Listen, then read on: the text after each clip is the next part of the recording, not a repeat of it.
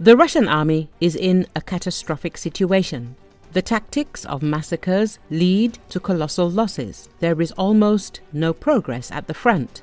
The weapons are of terrible quality. Z blogger Maxim Klimov spoke frankly about this in an interview with the Russian propaganda resource Aurora. When asked by the host whether Russia is winning in Ukraine, Klimov replied that only on TV. In reality, everything is very, very bad for the Russian armed forces. We are pushing through the front, pushing through at the cost of a lot of blood. At the level of the highest military political leadership, there is no awareness of the scale of these losses. They are hiding, and it is very difficult for me to call what is really happening at the front, at what cost, winning. This is a Pyrrhic victory.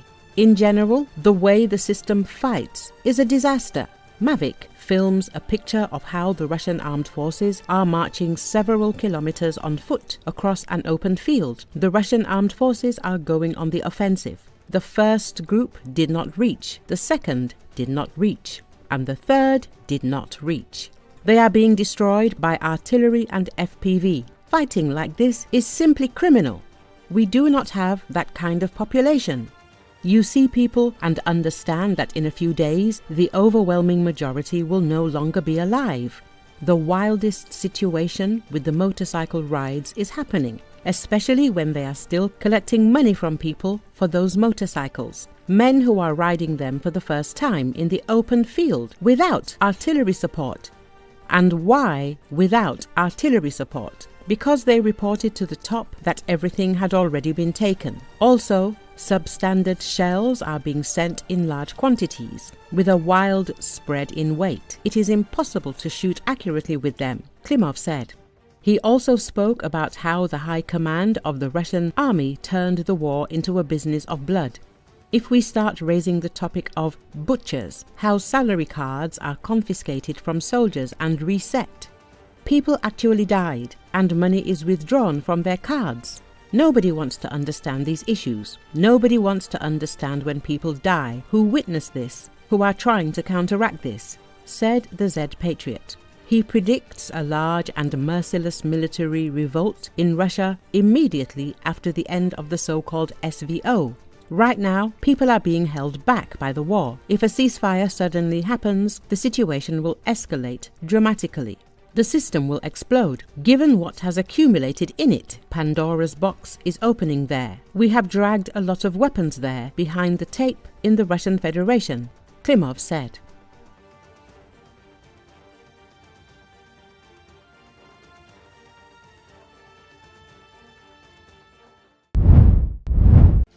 A French frigate shot down a drone fired from Yemen that was targeting shipping routes in the Red Sea, the French military said Friday.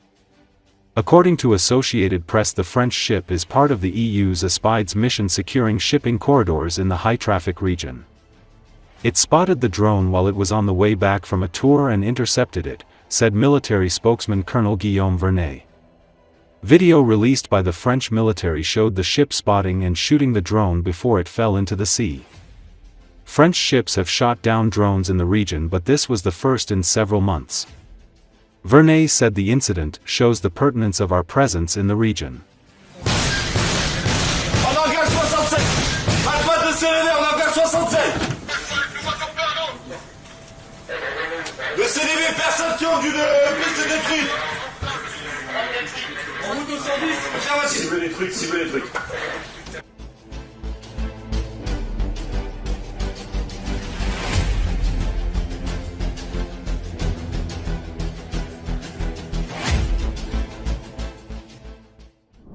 Secretary of State Marco Rubio said Friday that the U.S. may be ready to move on from efforts for a Russia-Ukraine peace deal if there is not progress in the coming days.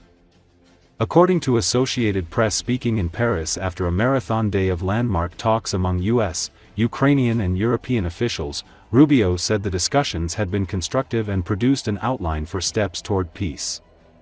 French officials said a new meeting in the same format is expected in London in the coming days. Rubio said he could join that meeting, and it's expected early in the week. We are now reaching a point where we need to decide whether this is even possible or not, Rubio told reporters upon departure. After weeks of efforts by the Trump administration to broker a ceasefire between Russia and Ukraine have failed to bring an end to the fighting, Rubio said the U.S. administration wants to make the decision in a matter of days. France hosted high-level talks Thursday to discuss Ukraine and its security, the first time since President Donald Trump's inauguration that top American, Ukrainian and European officials are known to have met together to discuss an end to the war. The meetings came as European concerns grow about Trump's readiness to draw closer to Russia. As he departed, Rubio described European nations' inputs as constructive, saying, "We welcome their involvement, we think it's important." Rubio and presidential envoy Steve Witkoff have helped lead U.S. efforts to seek peace. Several rounds of negotiations have been held in Saudi Arabia. Witkoff has met 3 times with Putin, Rubio said. Moscow has effectively refused to accept a comprehensive ceasefire that Trump has pushed and Ukraine has endorsed. Russia has made it conditional on a halt in Ukraine's mobilization efforts and Western arms supplies, which are demands rejected by Ukraine.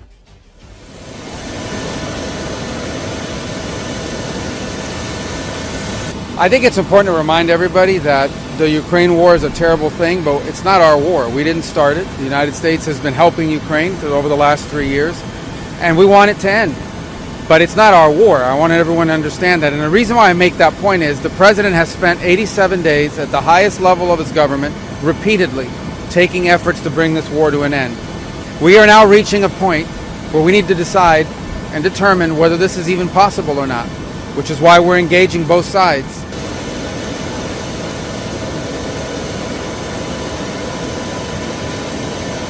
This war has no military solution to it. It really doesn't. It's not going to be decided with, neither side has some strategic capability to end this war quickly. And so what we're talking about here is avoiding thousands and thousands of people from dying over the next year. We're trying to avoid that. We saw what happened last weekend with a missile strike in Sumy, where people died on Palm Sunday. We're just going to see more like that on both sides. We're going to see more of that. We're trying to prevent it. But we're not going to continue to fly all over the world and do meeting after meeting after meeting if no progress is being made. So if they're serious about peace, either side or both, we want to help. If it's not going to happen, then we're just going to move on. We're going to move on to other topics that are equally, if not more important in some ways, to the United States.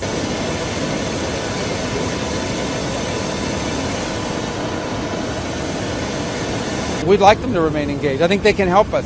I think the UK and France and Germany can help us move the ball on this and get this closer to a resolution. I thought they were very helpful and constructive with their ideas. So we welcome their input. We welcome their involvement. We think it's important. There are probably elements of this as well. I always remind everybody that part of the sanctions against Russia, many of them, are European sanctions that we can't lift if that's ever to be part of a deal. So they're going to have to be involved no matter what. It's their continent. This is happening on the continent of Europe, and so obviously European powers will care deeply about what happens. So they have a stake in this, and we recognize it. And but in the end, I think we all want the same thing.